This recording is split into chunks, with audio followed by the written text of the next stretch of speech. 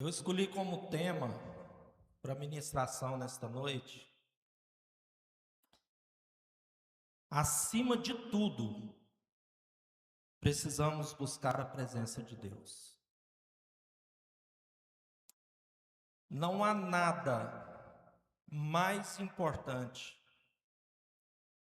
para nós, enquanto cristãos, do que a presença de Deus em nós. Amém? Todos encontraram? A palavra do Senhor diz assim: mas buscai primeiro o reino de Deus e a sua justiça, e todas estas coisas vos serão acrescentadas. E nós não vamos falar aqui que todas as coisas são essas, mas fato é que nós servimos um Deus soberano, um Deus pleno, um Deus do impossível, um Deus que não há nada que esteja tão longe a qual Ele não possa alcançar. Um Deus a qual não há nada tão pesado a qual Ele não possa pegar. Um Deus que está atento em tudo e em todos. Amém?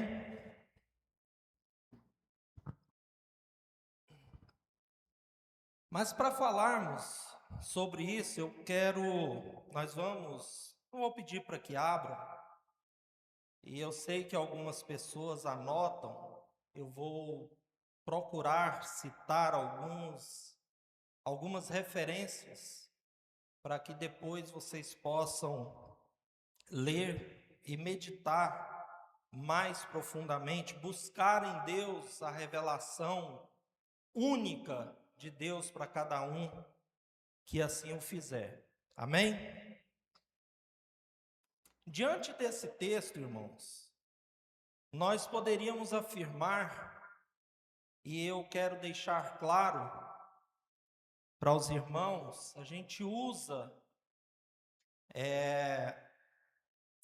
radicalizar ao falarmos, porque isso facilita. E eu rogo a Deus que nada daquilo que eu falar, seja ou esteja presente entre nós. Amém? Mas a verdade é que em tudo aquilo que nós vemos, é mais fácil ver pessoas buscando todas as coisas ao invés do reino e da justiça de Deus. Nós buscamos muitas coisas para aí então nós pedirmos a Deus a sua presença, pedirmos a Deus, clamarmos a Deus pela sua misericórdia, enfim. E há um equívoco muito grande, mas muito grande, a qual ainda hoje se pratica. E infelizmente, se nós não nos atentarmos, é provável que, se nós não nos atentarmos à vontade de Deus, àquilo que de fato a palavra do Senhor nos ensina ou nos ordena, porque quando nós lemos a Bíblia, nós percebemos que a palavra de Deus ela é algo veemente, quase sempre no imperativo, e quando Deus promete algo para nós, há uma condição, sim ou não? E aí nós poderíamos então pensar, poxa, mas se Deus é Pai, se Deus é amor, se Deus tudo pode, se eu já entreguei minha vida ao Senhor, por que então será que nós não alcançamos tudo aquilo que nossos corações desejam? É uma pergunta pertinente, se pensarmos bem.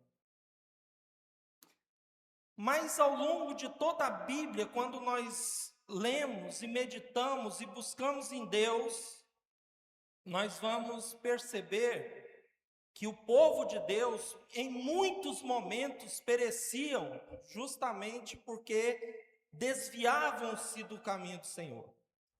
Deus sempre prometeu falar com o seu povo, governar o seu povo, abençoar o seu povo, mas é necessário que se mantenha na presença de Deus. E quando nós não nos atentamos à palavra do Senhor e àquilo que ela de fato nos ensina, a probabilidade de nos tornarmos místicos e cheios de fetiche é muito grande.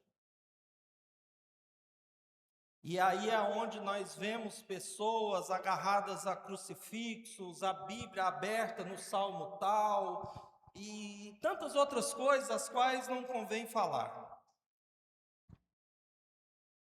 E não pensem vocês que isso não existe no meio cristão não, porque existe. E eu falo sem medo de errar.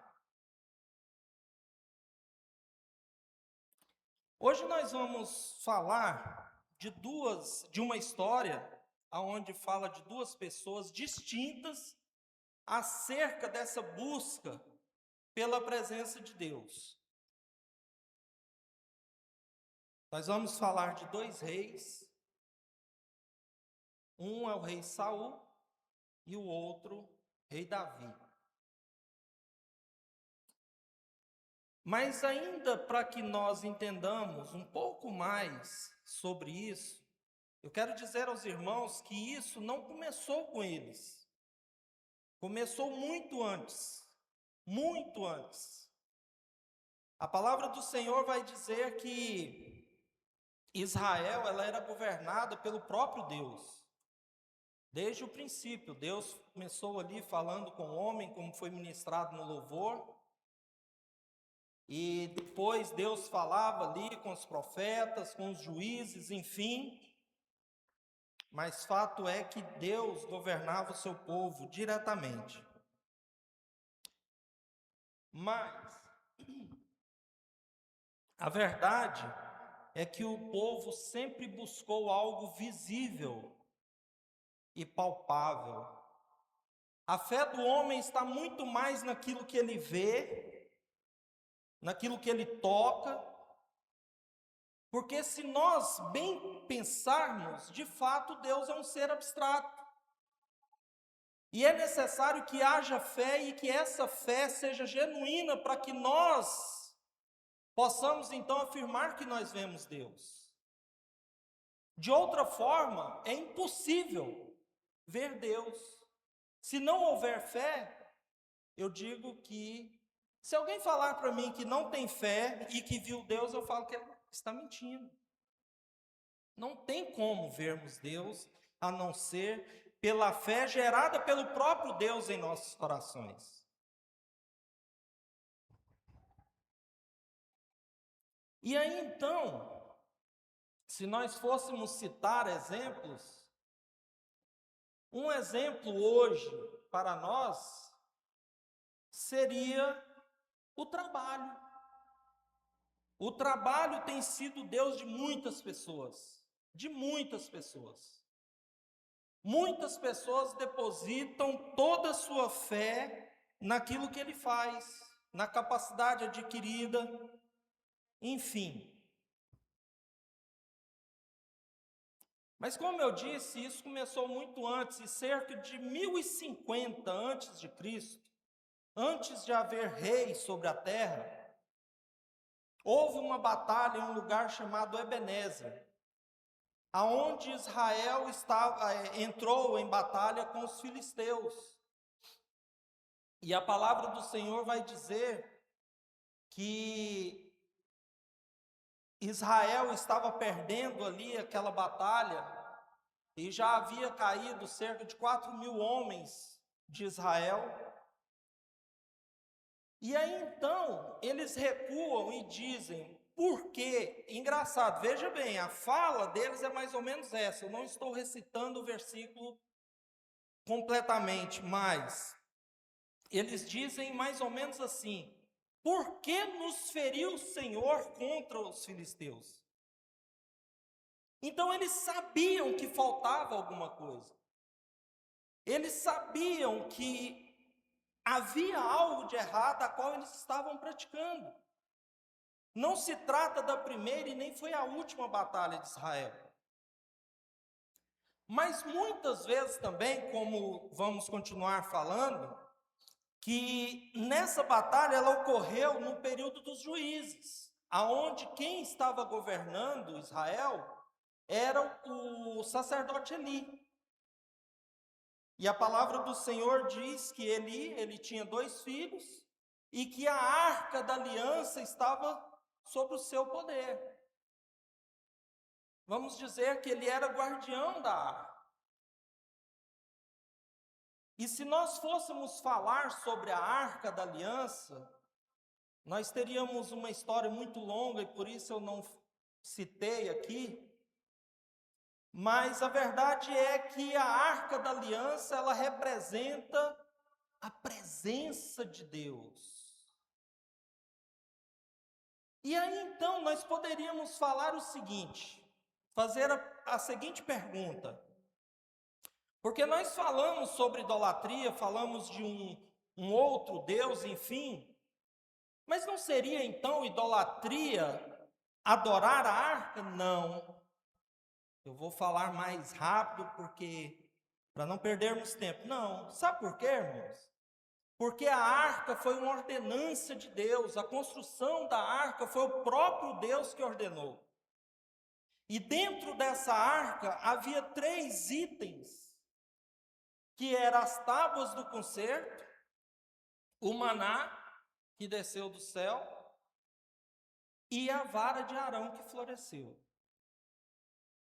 Então esses 3 itens ali dentro da arca, que foi construída minuciosamente como Deus ordenou, era a própria presença de Deus no meio daquele povo. Só que quando Israel percebeu que eles estavam sendo derrotados pelos filisteus, de uma forma ignorante e talvez até por arrogância, eles então pediram que buscassem a arca da aliança e trouxessem para o meio do arraial, para que assim a presença de Deus ali naquele lugar fizessem com que eles vencessem a batalha. Só que a verdade é que eles continuaram perdendo e caiu mais de 30.000 homens de Israel, e como se não bastasse, os filisteus ainda levaram a arca para o seu reinado, para Acidão, não sei como pronuncia. O que nós podemos então aplicar aos dias de hoje? O que nós podemos dizer? A verdade, irmãos, é que nós não podemos levar uma vida desgarrada, nós não podemos caminhar como queremos, para onde queremos, da forma que queremos, e na hora da dificuldade exigir que Deus faça algo em nosso favor. E é o que nós mais temos visto. E às vezes, eu oro e choro na presença de Deus, justamente porque a gente busca fazer a vontade de Deus a todo custo, e às vezes não é fácil. E aí então o Espírito Santo de Deus, ele vem, nos revela e nos mostra e tenta nos colocar novamente, como o pastor diz, na rota, para que nós caminhemos de forma reta, porque somente caminhando retamente é que nós chegaremos de fato à presença de Deus.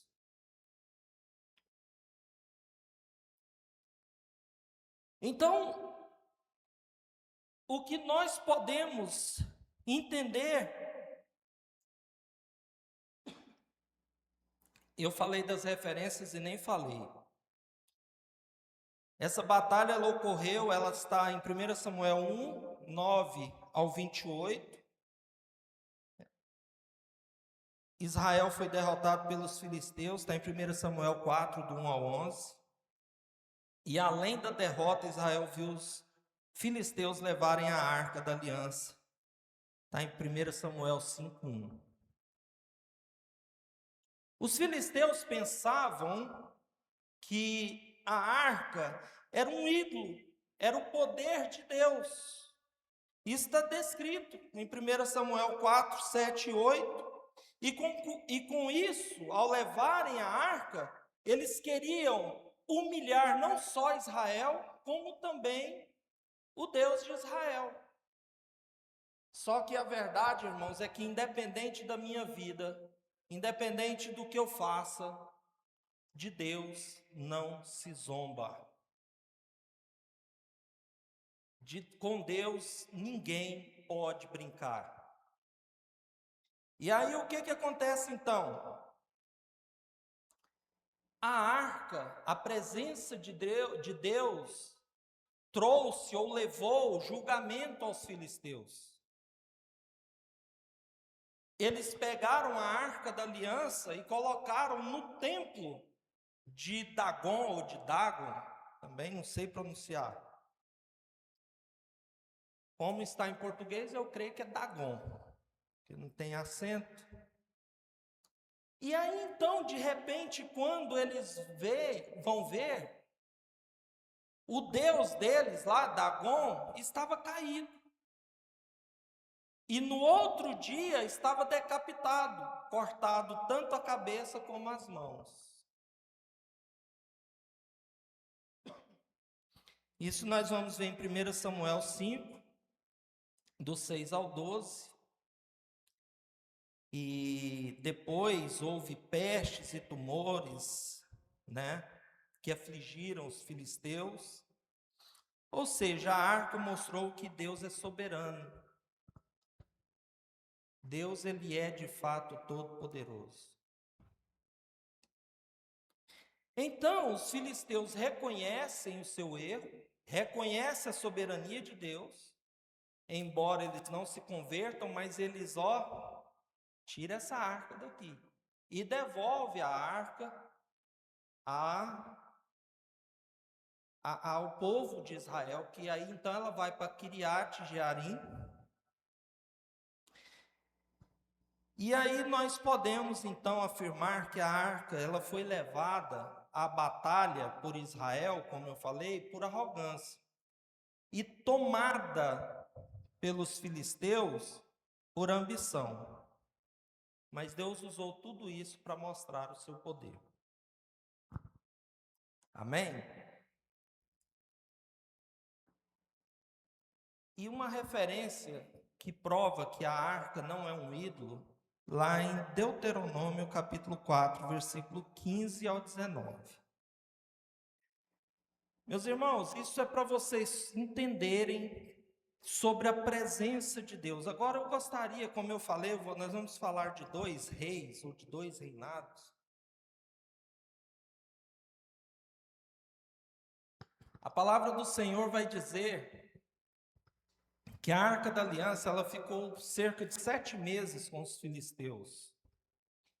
E depois a Bíblia vai falar que ela ficou ali parada cerca de 20 anos. E aí o povo então pediu a Samuel um rei. E Samuel foi consultar a Deus e Deus falou que seja feito conforme tudo que eles estão pedindo. E aí então se levanta Saul como rei, e a palavra do Senhor vai dizer que ele reinou cerca de 42 anos. E a verdade é que Saul começou ali o seu reinado, e ele nunca preocupou com a arca. E nós estamos falando de um israelita, de alguém que conhecia toda a história, que sabia da importância da arca da aliança. Mas ele nunca se preocupou. Sabe o que acontece, irmãos? É que muitas vezes há pessoas, assim como Saul, que se preocupam muito mais com o seu status, que preocupa muito mais com aquilo que ele conquista, com o seu poder de conquista, com aquilo que ele para se manter no poder. E a preocupação de Saul era só essa. Ele lutou, até o ponto em que, embora ele tenha sido rejeitado desde o princípio, mas até o ponto de Deus dizer um basta. E a palavra do Senhor vai dizer que Deus ordenou a Samuel que ungisse Davi rei. E Davi foi ungido rei antes de findar de fato o reinado de Saul. E Davi reinou ali em Hebreia, por 7 anos. E aí nós vamos somando tudo isso e já está quase há 70 anos que a arca da aliança está longe, a presença de Deus está fora. E chega um ponto em que Saul começa a fazer atrocidades, coisas que não lhe competia, como sacrificar e tantas outras coisas. E num desses momentos, ele vai consultar uma pitonista, como diz a palavra, uma necromante. Vocês percebem que ainda hoje há esse tipo de coisa? Talvez não literalmente, mas eu tenho falado, irmãos, que a palavra de Deus, ela nos ensina que o véu foi rasgado de alto a baixo e nos deu livre acesso ao Pai. E nós não estamos aqui para dizer que seja errado, porque a própria Bíblia, no livro na carta de Tiago, vai dizer que nós devemos sim procurar uns aos outros e orar uns pelos outros. Mas a verdade é que não só, porque se fosse buscar em oração, buscar ajuda em oração, mas a verdade é que, como eu falei, nós confiamos naquilo que nós vemos. Nós confiamos naquilo que podemos tocar. E eu lembro uma vez em que uma pessoa que já não está em nosso meio, literalmente, Deus a chamou, e ela, chorando, ela reclamou porque ninguém a visitava, porque ninguém ia à sua casa, e ela estava se sentindo abandonada. E eu não estou fazendo apologia contra isso, irmãos. É necessário que nós nos preocupemos uns com os outros. É necessário que nós nos visitemos, que haja comunhão. Mas eu falei para aquela mulher, olha, aquele que te ama, aquele que pode resolver todos os seus problemas, aquele que pode te levantar, te fortalecer, ele está aí todos os dias do seu lado, querendo falar com você, e você está esperando uma visita humana. É assim que nós agimos.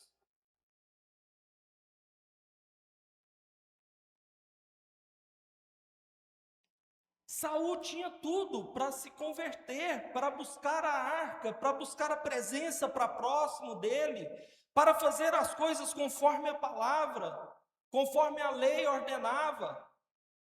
Mas ele preferiu seguir o seu coração, e o seu coração era duro, o seu coração era torto, era corrupto.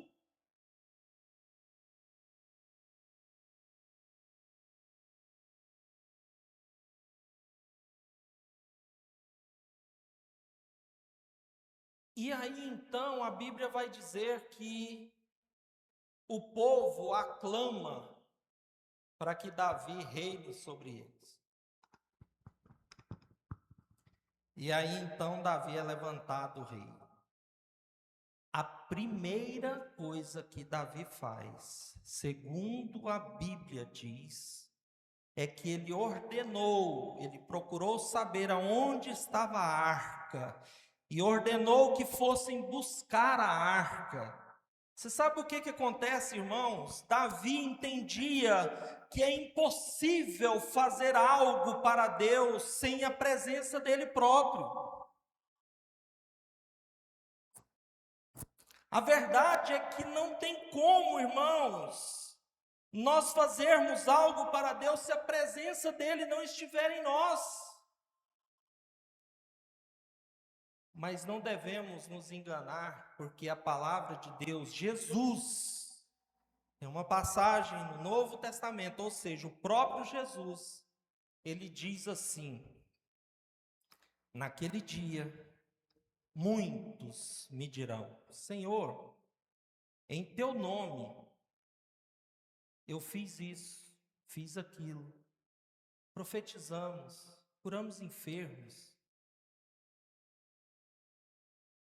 Ele não estava falando para quem não é crente. Ele estava falando justamente para aqueles que estiveram na igreja e que fizeram muitas coisas, só não tinha a presença de Deus. E Jesus claramente diz àquelas pessoas: eu não te conheço. Quem é você? Tudo bem, você fez isso, fez aquilo, mas eu não me lembro de você, porque ele não estava presente. A verdade é que a Arca da Aliança, ela sumiu, foi destruída, não sei, há alguns historiadores que dizem que essa arca está na Etiópia, outros dizem que está soterrada quando Israel foi destruída, ali o templo foi destruído. Eu não sei. Mas a verdade é que a palavra do Senhor vai dizer que nós somos templo e que o Espírito Santo de Deus habita em nós. E aí eu volto a dizer que nós precisamos nos atentar, porque a palavra do Senhor é clara e diz que aonde há luz não há trevas, e se houver trevas é porque não há luz. E a palavra vai dizer que o Espírito ele não habita no meio das trevas. Então nós precisamos fazer uma autorreflexão diária das nossas vidas, das nossas atitudes, daquilo que eu faço, daquilo que eu deixo de fazer, porque nós não pecamos só pelo que fazemos, mas por aquilo que deixamos de fazer também. É Bíblia.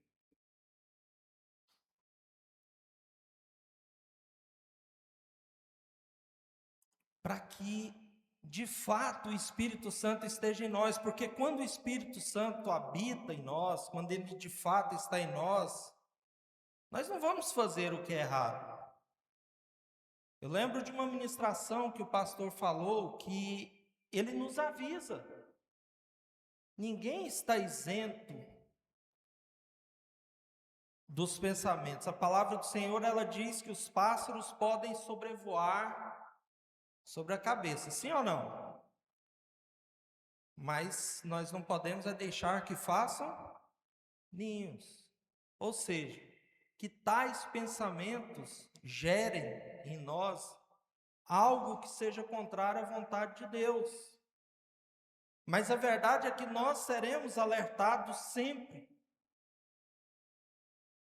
Nós não faremos nada enganado. Ah, eu não sabia. Ah, foi sem querer. Eu acho que não existe isso na caminhada, né? A palavra do Senhor, ela é tremenda mesmo, né?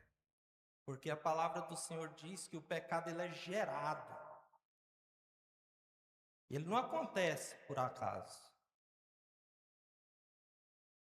Ele é gerado. E o pecado ele entra através dos nossos sentidos: visão, olfato, audição, paladar e tato. Então nós precisamos tomar muito cuidado com aquilo que nós vemos, com aquilo que nós ouvimos, com aquilo que nós falamos. O inimigo é mestre em colocar em nosso caminho cheiros suaves, atrativos. E se nós não estivermos atentos, se nós não estivermos em luz para que o Espírito Santo nos mostre, nos fortaleça, nós vamos agir como Saul. Vamos recorrer a quem não deve, a quem não pode ajudar e piorar a nossa situação. Essa é a grande verdade. Essa é a grande verdade. Então, Davi, ele teve esse entendimento. Ele falou: ei, como eu vou reinar se Deus não estiver presente? O que eu vou fazer se eu não tiver a orientação do Todo-Poderoso? E aí nós vemos o Salmo 23, versículo 6, o salmista ele diz claramente que a bondade e a misericórdia do Senhor seguia ele. Eu imagino Davi marchando, caminhando, seguindo a vida, e aquilo que era necessário, aquilo que era merecido, aquilo que era do agrado de Deus, ia acontecendo em sua vida. E aí eu trago para nós hoje, a diferença é essa, porque a nossa paciência não existe. Nós não conseguimos descansar de tal modo no Senhor. Eu não sei se nós acreditamos de fato naquilo que nós lemos. Nós vemos Davi foi um homem segundo o coração de Deus, e eu estava falando quarta-feira. A Bíblia relata tantos erros daquele homem, como que ele ainda foi chamado homem segundo o coração de Deus? Davi era um homem homicida, assassino, adúltero.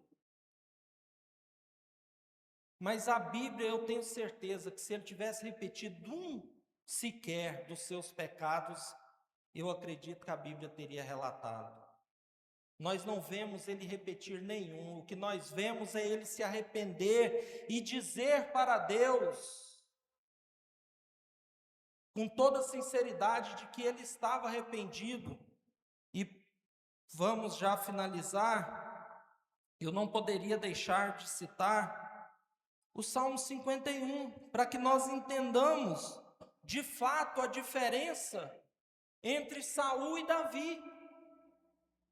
E é justamente o que eu acabei de falar.